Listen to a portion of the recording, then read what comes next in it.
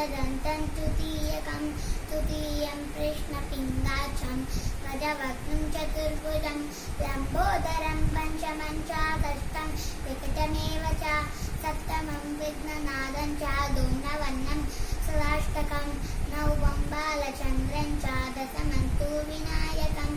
एकादशिं गणपतिं द्वादशं तु गजाननं द्वादशैतानि नामानि प्रसन्या पठनेन रः न च विज्ञापयं तस्य सर्वसिद्धिकरं परं विद्यार्थी लभते विद्यां धनार्थी लभते धनं